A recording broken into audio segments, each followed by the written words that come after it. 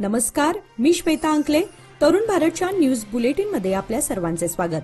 आता पाहूया ठळक घडामोडी. कैलासवासी अर्जुनराव घोरपडे यांनी सामान्य जनतेसाठी आपले आयुष्य खर्ची घातले. जनतेचा विश्वास अबाधित राखून दीर्घकाळ कार्य करणे ही खूप मोठी गोष्ट आहे. सामान्यांच्या उन्नतीसाठी आजही सहकाराला पर्याय नाही, असे विचार माजी केंद्रीय मंत्री खासदार शरद पवार यांनी व्यक्त केले. तसेच आपल्या भाषणात बोलताना शेतीचा विकास ही देशाची गरज असल्याचे ते म्हणाले. मराठा सहकारी बँकेचे संस्थापक कैलासवासी अर्जुनराव घोरपडे यांचा जन्मशताब्दी सोहळा येथील मराठा मंदिर मंगल कार्यालयात साजरा करण्यात आला.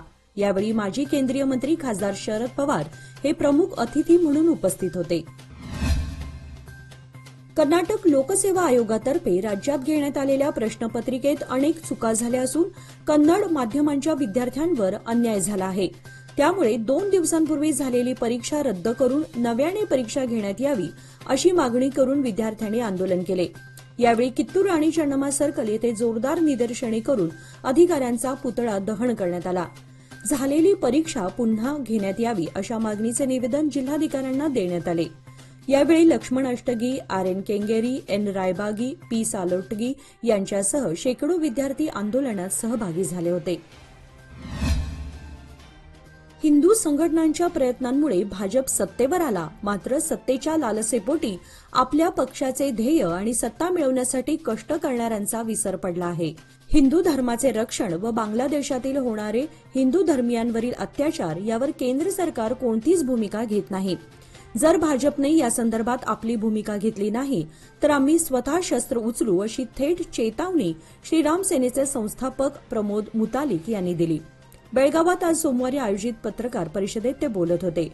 यावेळी त्यांनी जळगावच्या रामगिरी महाराजांना समर्थन देऊन आम्ही त्यांच्या मागे खंबीरपणे उभे असून त्यांच्यावर कुणी टीका टिप्पणी केली तर गप्प बसणार नसल्याचा इशारा त्यांनी दिला. बेळगाव शहर पोलीस अधिकारी व कर्मचाऱ्यांसह आज सकाळी पहाटे वॉक अँड रन कार्यक्रम आयोजित केला होता. पोलिसांचे काम हे 24 तासाचे असते, त्यामुळे पोलिसांच्या आरोग्याकडे अधिक लक्ष दिले पाहिजे, त्यासाठी हा कार्यक्रम आयोजित करण्यात आला होता. या कार्यक्रमात बेळगाव शहराचे पोलीस उपायुक्त डीसीपी रोहन जगदीश व अन्य पोलीस अधिकारी यांनी सहभाग घेतला होता. या वॉक अँड रनचे 6 किलोमीटर अंतर निश्चित करण्यात आले होते. बेळगाव शहराच्या विविध भागात आठवड्यातून 1 दिवस हा कार्यक्रम आयोजित केला जात आहे. त्यामुळे पोलिसांचे आरोग्य उत्तम राहील आणि जनतेच्या समस्या जाणून घेता येतील. गणेश चतुर्थीच्या पूर्वनियोजनासाठी शहरातील उत्तर भागातील खांब बदलणे आणि रिपेरीचे काम करण्यात येणार असून यासाठी उद्या मंगळवारी सकाळी 9 ते दुपारी 2 वाजेपर्यंत विद्युत पुरवठा खंडित करण्यात येणार असल्याची माहिती हेस्कॉम विभागाने पत्रकाद्वारे कळवली आहे. Ujjwalnagar, Gandhinagar, Ahmednagar, Marutinagar, central bus stand, Shetty गल्ली, चव्हाट गल्ली, दरबार गल्ली, पीबी रोड, आरटीओ कार्यालय परिसर, कोतवाल गल्ली, खडेबाजार परिसर, समादेवी गल्ली, काकती वेस रोड, शनिवार खूट, कचेरी रोड, नार्वेकर गल्ली, दरबार गल्ली, टेंगिनकर गल्ली, आझाद गल्ली, पांगुळ गल्ली, भोई गल्ली आदी परिसरात विद्युत पुरवठा खंडित करण्यात येणार आहे. मागील कर्नाटक सरकारने अंमलात आणलेले 3 कृषी कायदे रद्द व्हावेत, यासाठी शेतकऱ्यांनी काँग्रेस सरकारला सत्तेवर आणले. या सरकारनेही सत्तेवर येताच कायदे तात्काळ रद्द करण्याचे आश्वासन दिले होते.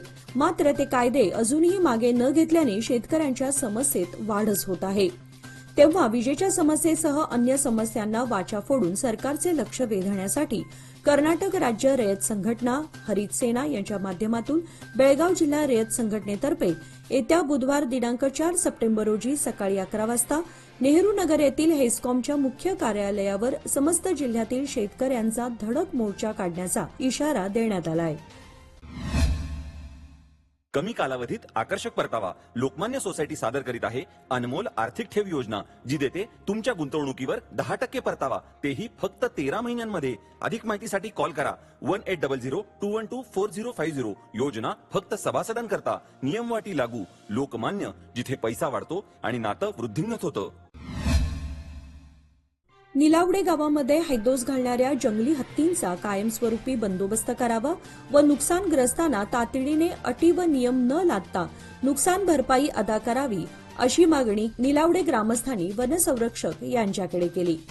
याबाबतचे निवेदन विनायक बुतकेकर यांनी दिले. तसेच वनसंज्ञा, अनिर्णित क्षेत्र आदींबाबत गावकऱ्यांनी श्रीकांत पाटील यांच्याशी सविस्तर चर्चा केली. गेल्या अनेक दिवसांपासून खानापूर तालुक्यातील काबनाळी, कांजळे, दारोळी, गवळीवाडा आदी गावांमध्ये हत्तींचा वावर आहे. मोठ्या प्रमाणात या हत्तींच्या कळपाने शेतकऱ्यांच्या भातशेती आणि बागायतीचे मोठं नुकसान केलं आहे. शेतकऱ्यांना याचा मोठा फटका बसलाय. रायबाग येथील नगरपंचायत अध्यक्ष आणि उपाध्यक्ष निवड सोमवारी पार पडली. अध्यक्षपदी अशोक निलाप्पा अंगडी तर उपाध्यक्षपदी भारती दत्ता जाधव यांची बिनविरोध निवड झाली. आमदार डीएम ऐहोळे व माजी आमदार विवेकराव पाटील यांच्या मार्गदर्शनाखाली सदर निवडणूक पार पडली. कसनाळ माणकापूर रस्त्यावर बागवान फार्म हाऊसजवळ झालेल्या 2 दुचाकींच्या अपघातामध्ये गंभीर जखमी झालेले पांडुरंग सुतार वय 45 राहणार कसनाळ यांचे इचलकरंजी येथे खासगी दवाखान्यात उपचारादरम्यान मृत्यू झाला. शिवाजीनगर पोलीस ठाण्यातून सदलगा पोलीस ठाण्याकडे सदर प्रकरण वर्ग करण्यात आलं आहे. निपाणीत चोरट्याने 4 दुकाने फोडून 200 ग्राम चांदीची नाणी व 50,000ची रोकड असा एकूण 1 लाखांचा ऐवज लंपास केल्याची घटना रविवारी उघडकीस आली. सदर चोरीची घटना सीसीटीव्ही कॅमेऱ्यामध्ये कैद झाला आहे. निपाणी नगरपालिकेजवळ असणाऱ्या अमृतराज पोळ यांच्या किराणा दुकानात शनिवारी मध्यरात्री चोरट्याने छताचे काम सुरू असलेला पत्रा कापून आतमध्ये प्रवेश केला. चोरट्याने 200 ग्राम चांदीची नाणी व 15,000ची रोकड लंपास केली. तसेच चिक्कोडी रोड येथील प्रवीण कुंभार, गजानन पाटील, महेश कोळकी यांच्या दुकानातही चोरी केली. या दुकानातील रोकड चोरट्याने लांबवली आहे. दरम्यान वाढत्या चोरीच्या घटनांमुळे शहरवासियांमध्ये भीतीचं वातावरण निर्माण झालं आहे.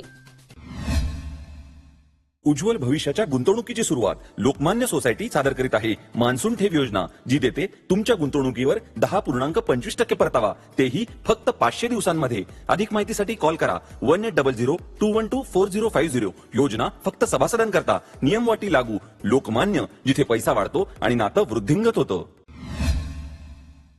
गणेशोत्सव व ईद ए मिलाद सणाचं पावित्र्य राखावं, तसेच उत्सव शांततेत पार पाडावेत. उत्सवांच्या पार्श्वभूमीवर शासनाने लागू केलेल्या प्रत्येक नियमांचे पालन करावे. शहरातील व परिसरातील सर्व गणेश उत्सव मंडळांनी परवाना घेणे गरजेचे आहे. वाहतुकीला रस्ता सोडून मंडप घालणे, रात्री उशिरापर्यंत साऊंड बॉक्स लावू नयेत. भाविकांनी ग्रीन फटाके फोडावेत. विसर्जन मिरवणुकीत पारंपरिक वाद्यांचा वापर करावा. उत्सव काळात अनुचित प्रकार घडल्यास संबंधितांवर कठोर कारवाई करण्यात येईल, असा इशारा गोकाकचे डीवायएसपी डीएश मुल्ला यांनी दिले. ते येथील तालुका पंचायत सभागृहात शांतता सभेत बोलत होते. शहराच्या सौंदर्यात भर पडण्याबरोबरच दर्जेदार रस्ता निर्मितीसाठी पेव्हर ब्लॉक उत्तम पर्याय ठरत आहे. चिकोडी सदलगा मतदारसंघातील प्रत्येक गावात पेव्हर ब्लॉकचे रस्ते करून सुविधा पुरवल्या आहेत. एकसंबा गावातील प्रभाग क्रमांक 3 व 4 येथे पेव्हर ब्लॉक रस्ता निर्मितीसाठी 51 लाख रुपयांचा निधी मंजूर करण्यात आला असून दर्जेदार काम करण्याचे आवाहन विधान परिषद सदस्य व कर्नाटक सरकारचे दिल्ली विशेष प्रतिनिधी प्रकाश हुक्केरी यांनी केले. एकसंबा येथे पेव्हर ब्लॉक रस्ता कामाच्या शुभारंभ प्रसंगी ते बोलत होते. प्रारंभी मान्यवरांच्या हस्ते श्रीफळ वाढवून कार्यास चालना देण्यात आली. बेंगळूर अर्बनच्या अथर्व व्यंकटेश व लिह आर जोसेफ या बुद्धिबळपटूंनी Giristuti Checkmate School of Chess Foundation Belgaum आयोजित राज्यस्तरीय बुद्धिबळ स्पर्धेत बाजी मारली. शास्त्रीनगर बेळगाव येथील गुजरात भवन येथे झालेल्या कर्नाटक राज्य 11 वर्षांखालील खुला गट फिडेरेटेड चेस चॅम्पियनशिप 2024 स्पर्धेत बेंगळूर अर्बनच्या अथर्व व्यंकटेश याने पहिला, तर म्हैसूरच्या ईश्वर वीरप्पन आयप्पन व बेंगळूर अर्बनच्या समक्ष अशोक याने अनुक्रमे दुसरा आणि तिसरा क्रमांक पटकावला. तसेच कर्नाटक राज्य मुलींकरिता 11 वर्षांखालील वयोगटासाठी घेण्यात आलेल्या स्पर्धेत बेंगळूर अर्बनच्या लिह आर जोसेफ हिने पहिला, बेंगळूरच्या इद्दू शीतला व उत्तर कन्नडच्या अन्विता साती यांनी अनुक्रमे दुसरा आणि तिसरा क्रमांक पटकावला. केंद्रातील मोदी सरकारने शेतकऱ्यांसाठी 7 मोठे निर्णय घेतले आहेत. केंद्रीय माहिती आणि प्रसारण मंत्री अश्वनी वैष्णव यांनी ही माहिती दिली. ते म्हणाले की सरकार स्थापन होऊन 100 दिवसही पूर्ण झालेले नाहीत आणि अनेक महत्वाचे निर्णय घेण्यात आलेत. मंत्रिमंडळाने सोमवारी शेतकऱ्यांचे जीवनमान उंचावण्यासाठी आणि त्यांचे उत्पन्न वाढवण्यासाठी 7 योजनांना मंजुरी दिली आहे. यासाठी सुमारे 14,000 कोटी रुपयांची तरतूद करण्यात आली आहे. अन्न आणि पोषण या पीक विज्ञानासाठी 3,979 कोटी, शाश्वत पशुधन आरोग्यासाठी 1,702 कोटी, डिजिटल कृषी मिशनलाही मंजुरी दिली आहे. याचबरोबर आजचे बातमीपत्र इथेच संपले. अधिक माहिती आणि ताज्या घडामोडींसाठी पाहत रहा तरुण भारत न्यूज चॅनल. तसेच आमच्या चॅनलला लाईक, शेअर आणि सबस्क्राईब करायला विसरू नका. आणि विश्वासार्ह बातम्यांसाठी दररोज वाचा दैनिक तरुण भारत. धन्यवाद.